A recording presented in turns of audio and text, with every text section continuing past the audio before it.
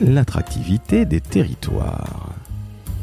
En voilà un sujet que nous n'avons que très rarement abordé dans le décodeur de la communication.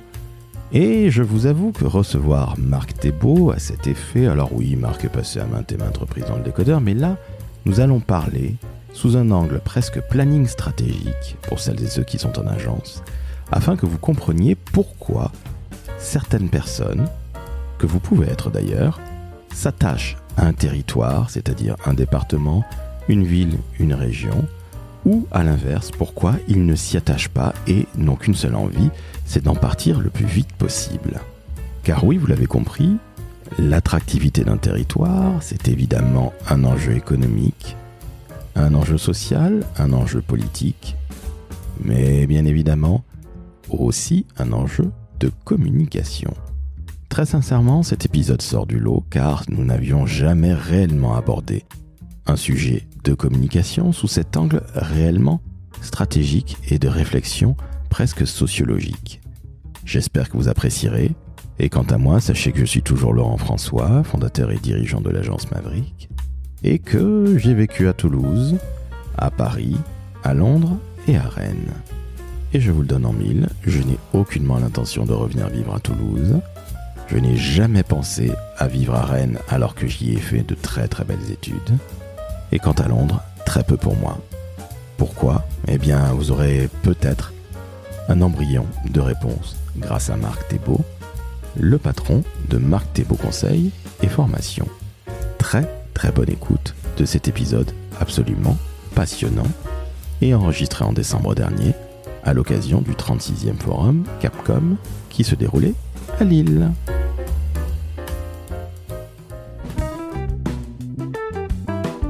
Le décodeur de la communication, un podcast de l'agence Maverick. Salut Marc. Salut. Comment ça va ? Mais très bien. Écoute, je suis enfin heureux de pouvoir t'enregistrer dans le décodeur de la communication. Alors tu es passé à maintes et maintes reprises. Monsieur Marc Thébault, vous le connaissez, mais il va se présenter. Et enfin, on est face à face. Enfin, on s'était vu entreaperçus en juin. On n'avait même pas eu le temps de boire une petite bière. Non, on travaillait trop. Et évidemment, on travaillait beaucoup trop, évidemment. Et on salue Monsieur Franck Confinou. Alors là, nous sommes, non pas en juin, il fait quand même beaucoup plus froid. Nous sommes en décembre. Nous sommes le 11 décembre 2024, à l'heure où nous enregistrons et à date. Et nous sommes au forum Capcom à Lille. Alors, tu es un habitué des forums Capcom et j'ai ouï dire qu'il y avait de sacrées soirées. Oh, ça c'est un temps que les moins de 20 ans peuvent pas connaître. Non, je pense que tout le monde est venu très raisonnable. Mais oui, le Capcom, de toute façon, c'est d'abord et avant tout le grand rendez-vous des communicants publics en France depuis, alors je sais plus où on en est, peut-être 36 ans. Nous sommes à la 36e édition. M'a-t-on dit, je le tiens de monsieur Yves... Charmant, exactement. Marc, est-ce que tu peux, s'il te plaît, te présenter en 2-3 mots ? Et puis, on va parler d'un sujet qui est quand même assez complexe, qui est l'attractivité, mais au travers de plein de choses. Mais je te laisse te présenter, puis après, on va rentrer dans le vif du sujet. Moi, ça fait... j'ai une carrière d'une 30aine d'années dans le monde du public, dans la communication publique et dans l'attractivité des territoires. Et depuis 3 ans maintenant, je suis consultant et formateur. Chez Marc Thébault Conseil. Absolument. Quel talent. Alors, comme je le disais, on va parler d'un sujet qui est complexe, mais tu reviendras, parce que tu es en train d'écrire un livre dont tu remets les premières pages, les premières éditions à ton éditeur. C'est Territorial ? Territorial Édition, absolument. Un peu comme Madame Marie Maquet que l'on salue, la reine de la communication interne. Et donc, en l'occurrence, tu reviendras dans le décodeur de la communication. Allez, quand il fera un petit peu meilleur ou pas, février-mars. On ne sait jamais. Dérèglement climatique, Marc. Oui, de toute façon, moi j'habite en Normandie, donc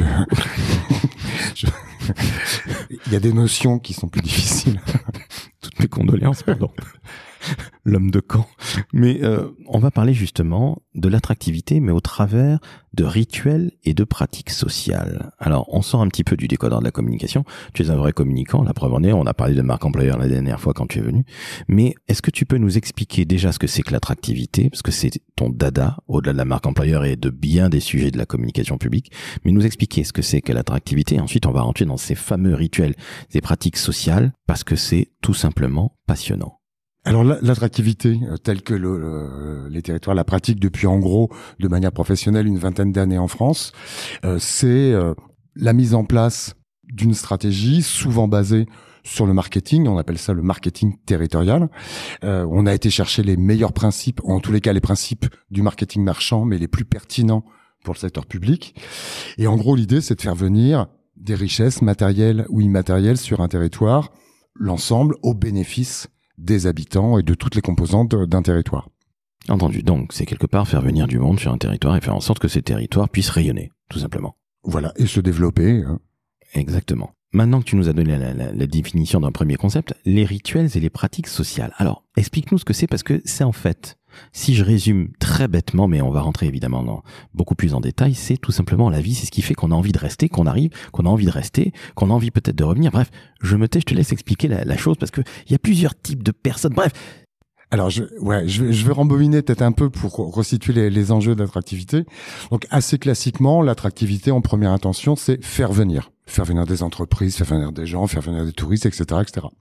Et puis, on s'est aperçu, par exemple, pendant les années Covid et les confinements, qu'il y a des gens, en gros, ce qu'on va appeler la diaspora, qui étaient partis et qui ont souffert pendant des confinements, souvent en zone urbaine, un peu dense, dans un petit appartement, et qui avait qu'une envie, c'est de rentrer.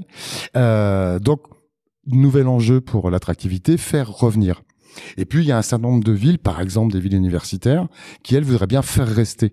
Par exemple, tous ces jeunes diplômés qui, sitôt leur bac plus 3, bac plus 4, bac plus 5 en poche, disparaissent quelque part, on ne sait pas trop où, puisque toutes les villes universitaires pleurent que les jeunes diplômés s'en vont, donc on ne sait pas où ils sont partis.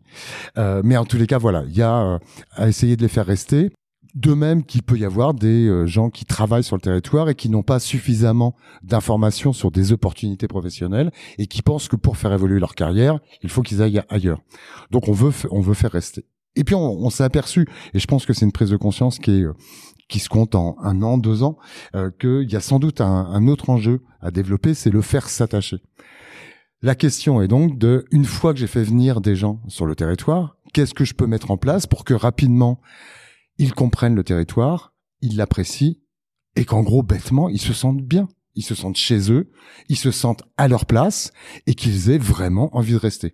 Voilà, comment je peux développer le caractère nourricier d'un territoire pour prendre soin des personnes qui arrivent.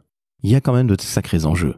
Il y a des enjeux qui sont économiques, évidemment, pour les territoires, à savoir que quelqu'un qui se sent bien, il va pas partir de suite, ou peut-être même qu'il ne partira jamais, et il va construire une famille, etc., etc.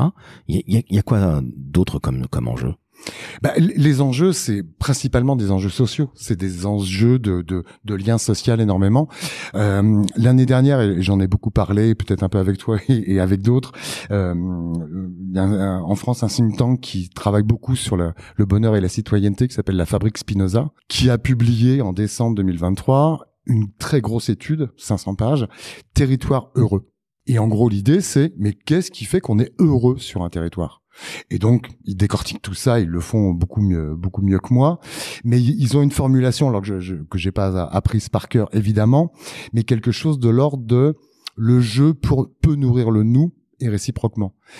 C'est la prise de conscience pour les territoires que le fait de faire venir quelqu'un, c'est une richesse qu'on fait venir, et qu'en contrepartie, moi, territoire, je mets à sa disposition aussi des ressources. Il y a quelque chose de l'ordre de moi, territoire, j'ai une raison d'être, et peut-être que je peux attirer des gens qui ont des raisons d'être similaires, ou en tous les cas qui vont rentrer en résonance. Donc, qu'est-ce que je peux faire pour expliquer à des nouveaux venus à quoi je sers, moi, territoire, et qu'est-ce que j'attends des nouveaux venus pour que ces nouveaux venus puissent dire « mais oui, c'est là que j'ai ma place, c'est là que je vais pouvoir me réaliser ». Donc, quelque part, c'est avoir les mêmes valeurs. C'est partager, en tous les cas, oui, des points de vue sur le monde assez similaires, ça c'est clair. Ce qui sous-entend, alors là, je vous juste une parenthèse, il y a une espèce comme ça de grand fantasme qu'un territoire doit pouvoir attirer n'importe qui. Je ne crois pas. Je crois qu'un territoire est fait pour certaines personnes et pas pour d'autres, et que c'est déjà un grand pas professionnel que de reconnaître que non, je peux pas plaire à tout le monde, mais en tous les cas, ceux à qui je vais plaire, je vais tout faire pour aller les chercher et pour bien les accueillir. Je reviens sur cette strate du faire s'attacher. Parce qu'elle est fondamentale. Alors autant on peut comprendre, on attire les gens, ok, ça y a pas de souci, c'est l'attractivité. Mais faire s'attacher, c'est là que c'est le plus difficile, parce que finalement c'est un peu comme une histoire d'amour. On tombe amoureux d'une région, souvent la Bretagne, tu sais, ou le Sud, ou je ne sais où, ou Vesoul, ou peut-être même du côté de Lunel, qui sait. Ça peut arriver à des gens bien. Mais trêve de plaisanterie, comment on fait que les gens puissent bien s'attacher à un territoire sur lequel ils viennent d'arriver ? C'est évidemment assez complexe puisque il y a un mélange Et le jour où quelqu'un trouvera la dose exacte, il va gagner beaucoup d'argent. Mais il y a un mélange de formel et d'informel. Il y a un mélange de services qu'un territoire peut offrir. Et beaucoup de services, beaucoup de territoires développent des services d'accueil et d'accompagnement pour des nouveaux venus. On va s'occuper de trouver un logement, une école pour les enfants, un emploi pour le conjoint, etc., etc. On va donner quelques passes pour aller visiter gratuitement des musées, des machins, etc. Mais en réalité, ce qui fait qu'on se sent bien quelque part, ça passe parfois simplement par la vie quotidienne et par les habitants. Comment me parle le commerçant chez qui je vais acheter mon pain ? Au bout de combien de temps j'ai le sentiment d'être habitué ? Est-ce que ça va me prendre 2 jours, 3 jours, 1 an, 2 ans, 10 ans ? Voilà. Et donc, évidemment, je raccourcis énormément la réflexion. Mais je pense que les territoires qui veulent se lancer dans ce type de démarche doivent réfléchir à une association de la population. Alors peut-être pas de toute la population, mais tous ceux qui sont le plus en contact, et les hôteliers, les restaurateurs, les commerçants, pour essayer de, en tous les cas, partager avec eux leur propre raison d'être et un certain nombre de valeurs. Parce que les valeurs qu'affiche au niveau publicitaire un territoire, on aimerait bien les vérifier tous les jours dans la vraie vie. Permets-moi de faire une comparaison un peu osée, ou en tout cas un parallèle un peu osé, c'est comme une entreprise au final. Quand tu sais, quand on a parlé de marque employeur, on est à fond dans le sujet. Ouais, eh ben oui, dans un précédent épisode avec Marc, on a parlé de marque employeur justement dans le public, et c'est comme si on te faisait des fausses promesses chez un employeur. Ben un territoire peut aussi te faire de fausses promesses où ça a l'air extrêmement sympathique, et puis en fait tu t'aperçois, comme tu le dis très justement, que le commerçant est absolument dégueulasse, que personne te parle, que tu ne connais toujours pas tes voisins au bout de 6 mois, 1 an, 2 ans, 10 ans, tu ne sais pas qui est qui, et au final tu t'es senti vivre pas nécessairement comme un confiné, mais peut-être pas très très loin. Ça aussi, c'est important. Le parallèle, il existe réellement entre l'entreprise et le territoire. Oui, est-ce que la promesse émise ou par une entreprise ou par le territoire va se vérifier pour de vrai ? Et évidemment, cette promesse, elle va au-delà d'une belle plaquette 48 pages quadrilles avec des magnifiques photos, magnifiques sites internet et des posts très rigolos et décalés sur les réseaux sociaux. C'est dans la vie de tous les jours que je vérifie ça. Comment se passe l'accueil dans les services publics ? Comment me parle un chauffeur de taxi ? Comment va m'aider ou pas un chauffeur de bus ? Parce que je viens d'arriver, je comprends pas bien comment fonctionne le réseau de transport. C'est tout ça qui va faire que je vais me sentir le plus possible bien. Et dans les moyens à développer, et on en revient à la question initiale, les rituels ou les pratiques sociales qui, et je le rappelle pour l'UNESCO, font partie du capital immatériel de l'humanité. Je vais prendre un exemple volontairement un peu bébête. Bon, moi qui adorais aller dans les bars, boire des coups et discuter avec les gens, c'est là que je trouvais en général des idées pour créer des campagnes chez Maverick. C'est ce qui se dit. C'est ce qui se dit beaucoup, exactement. Mais rassurez-vous, je ne bois pas que du Morito à partir de 18h. Il m'arrive de boire du Morito sans alcool une fois l'an. Non, je plaisante, mais tu vois, cet ancrage du bar. Alors, beaucoup moins pour moi depuis le Covid, j'ai plus envie d'aller dans les cafés, dans les restos, et j'ai pas du tout envie d'aller au cinéma, qui était la grande passion de ma vie avec la musique. Mais ça, c'est une autre paire de manches, mais le rad du coin. Pour moi, c'était un endroit où on pouvait s'intégrer, l'épicier, l'hypermarché. Aujourd'hui, dans une ville comme Paris, toi qui es un ancien Parisien, c'est quand même extrêmement compliqué. Les gens ne se parlent plus peut-être depuis le Covid, les gens ont peur. Ou à l'inverse, est-ce que tu as constaté, que dans d'autres territoires, les gens se parlent beaucoup plus parce qu'ils ont vécu, comme tu le disais en début de conversation, dans leur petit truc parisien, 32 mètres carrés à 6, ils en pouvaient plus. Ils sont allés du côté de Caen-la-Mer, du côté de Caen où se trouve monsieur, en Normandie. Et puis, ils se disent, putain, mais j'ai enfin trouvé le territoire où je veux aller. Mais c'est quand même très compliqué d'avoir justement ces relais qui te font sentir chez toi. Oui, parce qu'on est beaucoup sur du je ne sais quoi, comme diraient les Américains, sur de l'indéfinissable, sur de l'intangible. Un exemple vécu. En tant qu'ancien Parisien, j'avais l'habitude, tous les matins, avant d'aller au boulot, d'aller prendre mon petit noir sur le zinc, et je faisais ça régulièrement, et plaisanterie habituelle avec les garçons de café. Comment il va, comme un lundi ? Si je demandais un coca, monsieur, on n'est pas une pharmacie, il a dû me répéter ça 300 fois. Mais voilà, c'est une espèce de rituel. C'est un point de passage obligé, voilà. J'arrive à Saint-Étienne, j'emmène les enfants à l'école. Sur le chemin du retour, parce que tout ça se fait à pied, il y a un café. Je m'arrête, je prends un café. Le lendemain, j'y retourne, je prends un café. Le 3e jour, je prends un 3e café et j'ai 5 minutes d'avance. Je lui en demande un 2e.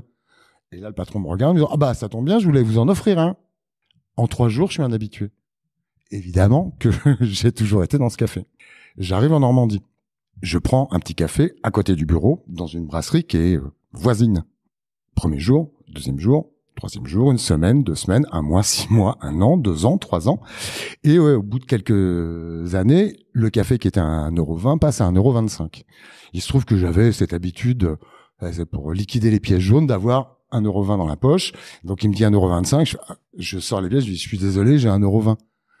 Il me dit, c'est pas grave, vous me paierez demain.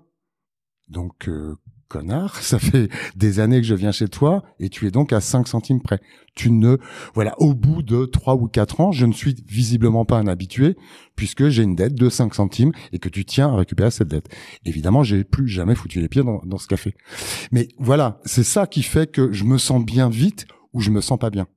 Et je pense que globalement, mais ça, est-ce qu'il faut faire une psychanalyse de toute la population? Il y a quelque chose de l'ordre de quelle est ma posture par rapport à l'autre? Est-ce que l'autre est une menace ou est-ce qu'elle est une opportunité? Mais exactement, c'est quelque part le côté intrinsèque de l'humain, à savoir, est-ce que je me sens bien, comme tu le dis, avec ce cafetier qui te dit, vous me paierez demain, genre les 5 centimes, alors qu'il aurait pu t'en faire cadeau depuis fort longtemps. Évidemment, il ne t'a jamais offert le moindre café auparavant, hein, évidemment. Bon, une vraie tête de con. Ça fait un peu parisien, je trouve, d'ailleurs. Hein. C'est bizarrement, comme quoi la Normandie, ce n'est pas nécessairement. À Paris, j'ai travaillé un moment dans le 14e arrondissement, il y avait vraiment un esprit de village. Et là, pour le coup... j'ai pas toujours payé mes cafés. Alors, félicitations, j'ai vécu à Pernety pendant 3 ans, donc dans le 14e, je suis désolé, ça fait un peu parisien qui discute entre eux, on est à Lille, bah oui, ouais, qu'est-ce que rue Hippolyte Mindron, pas très loin. Oui, alors je ne sais absolument pas où c'est, voilà, mais en tout cas c'est une très belle ville, très belle rue certainement, mais justement ce que tu disais, ce côté village. On dit, tu sais, la France, c'est le village des irréductibles gaulois, on se plaint tout le temps, mais finalement, on aime bien chamailler, mais pour nous, c'est extrêmement important, cette convivialité qu'on a perdue d'ailleurs pendant le Covid, on ne se touchait plus, et aujourd'hui, on se fait quasiment plus la bise, on se serre quasiment plus la main, on se serre la main de loin. Justement, est-ce que cette convivialité française a aussi quelque chose qui fait que les gens restent, et que, par exemple, des étrangers se disent, j'aime la France ou non, j'ai pas envie de rester parce que, ils sont trop tactiles, trop latins. Oui, et c'est là qu'on va retrouver, justement, dans ces rituels et pratiques sociales, tout l'aspect de fête, de folklore. Alors, qu'on soit bien d'accord, hein, je suis pas en train de dire c'était mieux avant, vive les traditions françaises, hein, c'est vraiment pas mon discours. Simplement, je pense que c'est des occasions de créer du lien et de développer du lien, et que oui, il y a certainement à réhabiliter un certain nombre comme ça d'endroits où des gens se rencontrent, des gens sont ouverts et des gens vont pouvoir échanger. Ça marchera pas à tous les coups, mais en tous les cas, c'est autant d'occasions de développer, pour le dire de manière un peu plus technique, une connectivité du territoire et multiplier les occasions d'avoir des liens. Voilà.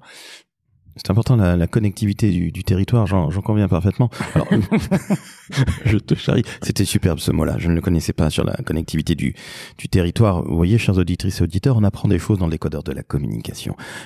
Justement, je pensais à ça. Tu parlais de connectivité, je pense à connexion. J'ai une personne de petite taille de bientôt 13 ans, que tu as vu, Alice, qu'on embrasse. Qui est de moins en moins de petite taille. Hein. Non, elle est un peu plus grande et je pense qu'elle sera plus grande que moi, pauvre France. La France va mal. Mais Alice, et comme tous les jeunes, sont de plus en plus connectés à leur téléphone, tu le sais bien. Alors tes enfants sont grands depuis fort longtemps, mais est-ce que finalement un territoire doit aussi savoir communiquer sur les réseaux sociaux, peut-être pour les plus jeunes, pour les intéresser, parce que peut-être que les plus âgés ou les boomers comme nous, on est encore attachés à l'humain. Alors je pense que même les enfants d'aujourd'hui sont très attachés à l'humain, les ados et les jeunes, hein, soyons bien clairs. Mais est-ce qu'il y a quelque chose à jouer là-dessus, peut-être peut-être pas en termes de communication digitale, mais en tout cas faire en sorte que les gens se sentent bien sur ce territoire, mais pas uniquement parce qu'on se serre la main ou parce qu'on va boire un café, parce qu'on n'a pas uniquement des interactions humaines. Oui, évidemment, tous les moyens sont bons et le numérique a son rôle à jouer. Et puis surtout ces rituels, surtout ces réseaux sociaux, il y a aussi des rituels. Moi, je me souviens quand j'ai démarré, alors à l'époque on disait Twitter, mais il y avait des hashtags, il y avait le follow Friday. Le vendredi, on annonçait qu'il fallait suivre. Et quand on était cité, on faisait un FF back. Il y avait comme ça tous les jours. Et ces rituels qui ont été mis en place par les pionniers du réseau, c'était quelque chose de l'ordre de vous, les nouveaux venus, adoptez ça. Et si j'adopte ça, j'ai quelque part une initiation et je me sens d'un seul coup... alors, Scorsese parlerait d'affranchi, mais je fais partie du truc. Et je pense que les réseaux sociaux sont aussi avides, comme ça, d'habitudes et de rituels, et que on peut tout à fait en créer. Tu vois, je l'avais pas vu venir, mais tu vois, tu me parles de Twitter X aujourd'hui, il y avait ce fameux Twelcome. Bien sûr. Rappelle-toi. Mais il y avait plein de rituels sur Twitter. Alors là, on est en train de sombrer dans le c'était mieux avant quand même. Hein. Oui, je ne te cache pas que c'est la fatigue. Ouais. C'est la fatigue évidemment, mais juste, je t'en prie. Oui, non, juste parce que voilà, je suis le fil de ma pensée. Je pense que l'enjeu, justement, pour se sentir bien sur un territoire, je suis un peu caricatural, mais l'arrivée sur un territoire, c'est aussi source d'angoisse. Comment marchent les transports en commun ? Dimanche, je fais quoi avec les enfants ? Qu'est-ce qui est ouvert ? Qu'est-ce qui est pas ouvert ? Et s'il pleut, qu'est-ce qu'on fait ? Il y a un garage qui est pas cher et qui est de confiance. C'est où les rues où il y a du stationnement gratuit, etc. Donc voilà, je me pose des questions. Alors, j'en conviens, hein, c'est pas des questions hautement philosophiques, mais nom de Dieu, c'est des questions qui peuvent être source d'angoisse. Et les rituels, alors je veux pas évidemment, puis je suis pas un sociologue, mais lesquels que j'ai pu lire disent que les rituels ont cette fonction d'amener une baisse de l'angoisse. C'est des fonctions pour se réassurer. Et donc, un territoire qui se veut attractif, il a aussi à le plus vite possible partager tout ça pour que toutes les angoisses logiques du fait d'avoir déménagé, d'avoir changé de lieu de vie, trouvent des réponses. Et que oui, j'ai pas besoin de me prendre la tête pour savoir que pour aller d'un point A à un point B, ben non, logiquement, il faudrait prendre ce bus. Non. En réalité, il vaut mieux passer par là. Voilà. Donc, toutes ces habitudes, alors, il faut pas demander peut-être aux habitants de dévoiler tout leur coin champignon non plus. Mais peut-être qu'il y a très rapidement à soulager ce quotidien et à faire en sorte que très vite, ben, je sais que mon programme désormais le samedi matin, c'est le petit marché de producteurs, le petit verre de blanc que je vais boire là, et que voilà, je vais me forger très vite des routines. Et l'accumulation de ces routines, ça crée pas une habitude désagréable, bien au contraire, ça crée un carcan rassurant, ça crée un confort de vie. Bah, je te dis, ça rassure. Je me posais la question, comment on traduit ça en matière de communication ? Toi qui es un communicant, et qui le seras toujours jusqu'à ton dernier souffle, un petit passage pour Saint-Étienne avec ce magnifique avec le dernier souffle, c'est pas gentil. Non, il y a un groupe qui s'appelle Terre Noire qui oui, bien sûr. Jusqu'à mon dernier souffle. Tu ne l'as même pas vu venir. Oh là là, mais oh là, c'est fatigant, mon Dieu. Je suis repris par la célèbre pub d'Intermarché. On ne peut rien cacher, bravo. Et bravo à l'agence Romance qui est une agence exceptionnelle. Exceptionnelle et qui fait de très belles pubs pour un secteur qui a pas nécessairement bonne presse et qui fait des choses absolument magnifiques et ça fait du bien de voir des pubs comme ça. Il en faudra un petit peu plus en vous remerciant. Bravo Romance. Mais je reviens à ce que je te disais. Comment on communique tout ça ? Parce que là, on a, entre guillemets, de la donnée, pas nécessairement à analyser, mais on a des informations qui arrivent. Comment on le traduit en com ? Parce que sincèrement, on en a déjà un petit peu discuté dans certains épisodes du Décodeur. Connaissant ton appétence pour l'attractivité, j'en ai un peu marre de voir toujours les mêmes campagnes de pub que je vois dans le métro. Bon, allez quitter Paris, allez en Bretagne, chez nous, c'est sympa, blablabla. C'est un peu pénible, c'est toujours le même ressort créatif. Je trouve ça pénible. Comment on peut communiquer mieux, justement, sur cette attractivité et puis sur ces rituels pratiques et pratiques sociales ? Oui, alors je serais très prétentieux si j'affirmais que j'avais la réponse. Je crois qu'il y a un mélange à la fois de marketing des services et de marketing expérientiel. L'idée, c'est comment je peux améliorer l'expérience de vie de nouveaux venus sur un territoire. Ça passe forcément par des services, mais je citais tout à l'heure des territoires qui se sont lancés dans des services d'accueil. Je pense qu'il y a intérêt à inventer de nouveaux services qui sortent des sentiers battus. Si je prends l'exemple canet, évidemment, on va visiter l'abbaye aux hommes, l'abbaye aux dames et le mémorial. Ben, il y a plein d'autres choses à voir et qui sont pas forcément dans les circuits officiels de visite. Même si aujourd'hui, beaucoup d'offices de tourisme essayent de développer, alors c'est ces fameux secrets que personne ne connaît mais qui sont diffusés à 300 000 exemplaires. Mais voilà, il y a quand même ce côté vraiment d'aller... alors, c'est un peu un mot valise, vers l'authentique, mais vers quelque chose qui ne fait pas partie des clichés et des idées reçues sur un territoire. Il y a des tas d'endroits dans des villes qui ne sont pas faits pour accueillir vraiment des touristes, mais qui sont peut-être beaucoup plus agréables à vivre justement que les coins à touristes. Donc, moi, je crois que c'est surtout un développement de réseaux d'êtres humains qui ne sont pas forcément des réseaux officiels, mais s'appuyer peut-être sur l'existant. Il y a des associations qui existent, type Accueil des villes de France. Bon, il y a aussi les greeters, donc c'est un phénomène qui est né aux États-Unis dans les années 90, qui s'est développé partout dans le monde. En gros, c'est des gens qui sont volontaires pour dire voilà, je m'inscris sur le site des greeters et je suis prêt à donner 2 heures, 3 heures. Et justement, je vais pas faire une visite de conférencier officiel. je vais vous montrer moi mon territoire, comment moi je le vis, et je vais vous emmener la petite boutique là, très sympa, qui paye pas de mine. Vous serez passé devant, vous seriez pas rentré. Vous avez tort. Il faut rentrer dedans, et je vais vous emmener, etc. Je vais raconter ma ville à hauteur d'homme, à hauteur de cœur, à hauteur de mes yeux et de ma propre expérience. Ok, donc c'est ce côté très authentique, ces fameux secrets qu'on peut partager, qui sont les mieux gardés ou les moins bien gardés, et c'est ce qui fait que finalement on se sent bien dans une nouvelle ville. On va prendre cet exemple-là, ou une ville où on revient aussi. Parce que tu vois, moi qui suis toulousain, j'ai vécu à Rennes. Tu parlais de ville universitaire, je n'ai jamais pensé à vivre post ESCRN, donc Rennes School of Business. Je n'ai jamais pensé à vivre une seule seconde à Rennes, jamais de la vie. Je suis revenu vivre à Paris avec très grand plaisir. Mais moi qui suis toulousain, qui ai vécu les 17 plus longues années de ma vie, j'y suis ni même né. Je n'ai aucunement l'intention de revenir vivre à Toulouse, alors que je suis toujours le Stade Toulousain et le Toulouse Football Club.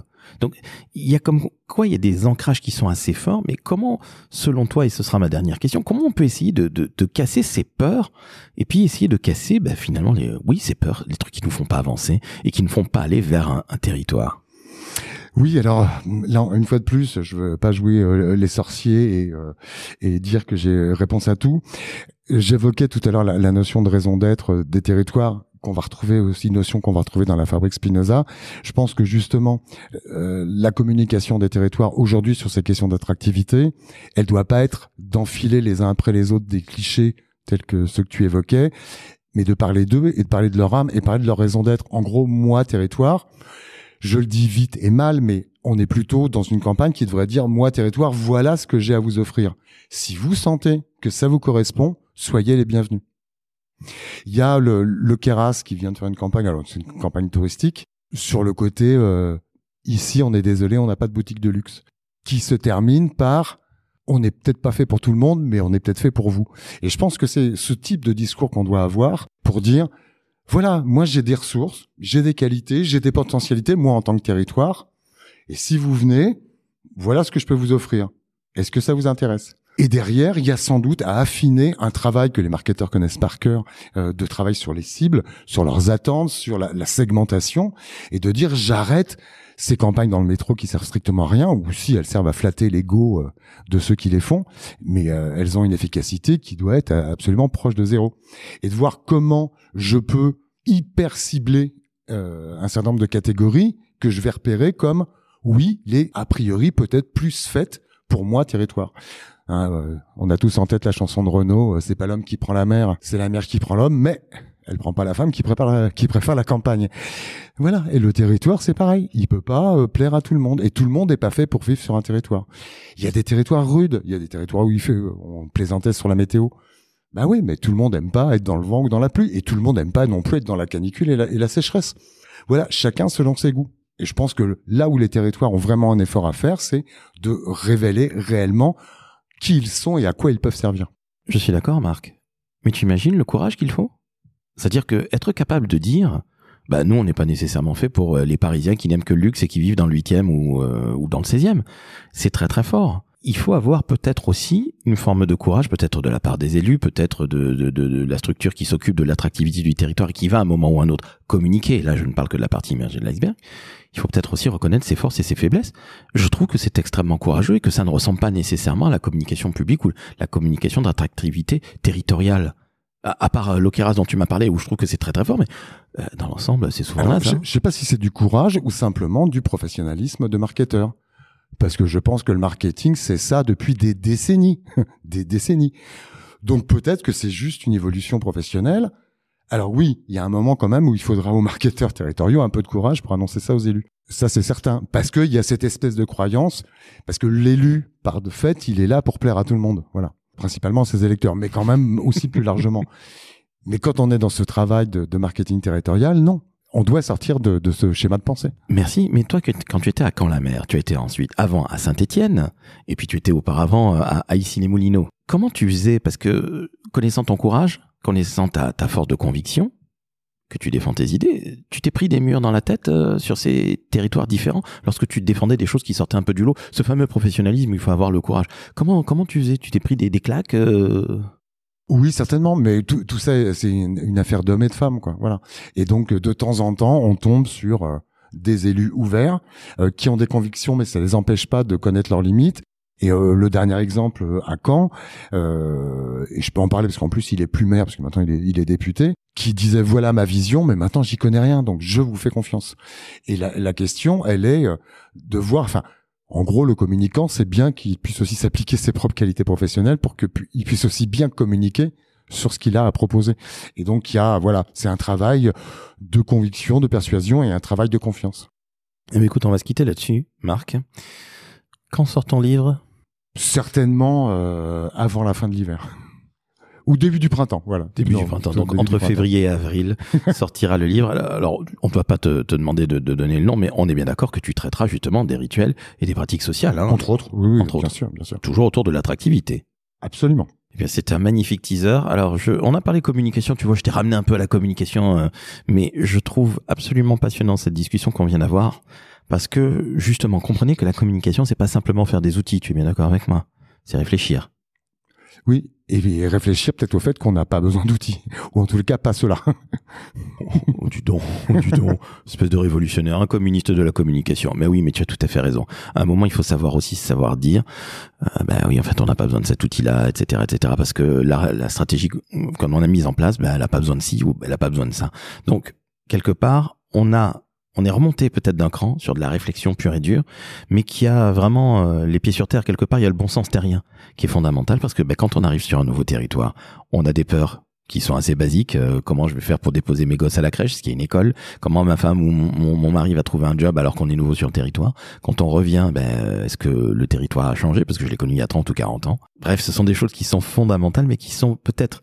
Alors tu disais que ça faisait partie, les habitudes sociaux, les rituels faisaient partie du capital immatériel de l'UNESCO. Hein, si oui, de l'humanité, bien sûr. De l'humanité, oui. Tu vois, je ne le savais pas, mais c'est une évidence quand tu le dis. Là, vous venez d'entendre une épée comme à l'habitude, monsieur Marc Thébault, donc Marc Thébault Conseil. L'ex-homme de Caen-la-Mer, l'ex-homme de Saint-Étienne, l'ex-homme de Issy-les-Moules, Issy-les-Mx, comme on dit là-bas. Est-ce que tu as vu le chat GPT d'Issy-les-Moulineaux? J'ai vu l'initiative, oui, absolument. Je ne l'ai pas testé, mais je l'ai vu. Il s'appelle Ici GPT. Oui, Je ne te cache pas que j'ai beaucoup apprécié lorsque je me suis baladé à Issy-les-Moules il y a quelques semaines lors du mondial de l'automobile. Je suis allé derrière le 15e et je vous avoue que j'ai énormément ri et j'ai pensé évidemment à Dédé Santini, André Santini, que tu as bien connu. Absolument. Et voilà. Donc, chers auditrices, chers auditeurs, c'était un épisode qui change un petit peu. Marc reviendra, entre février et avril lorsqu'il fera meilleur qu'à Lille, parce que là, aujourd'hui, mon Dieu, qu'est-ce que ça cache? Je n'en peux plus, Marc. Je suis à deux doigts. C'est que le début, on n'est pas encore tout à fait en hiver. Hein. Oh là là, mon Dieu, mais que de mauvaises nouvelles. C'est insupportable, on dirait le gouvernement Barnier. Bon, bref. Chers auditrices, chers auditeurs, vous mettez 5 étoiles sur Apple et sur Spotify, vous abonnez au Décodeur de la Communication, le seul et unique podcast de la communication. Et Marc, évidemment, tu reviens quand tu veux. Tu sais bien que tu es chez toi dans le Décodeur. Et on se revoit lorsqu'il fera peut-être un petit peu plus chaud. Ça va devenir un rituel. Oh, c'est superbe. Je suis à deux doigts de pleurer tellement c'est beau. Ciao, ciao. Ciao.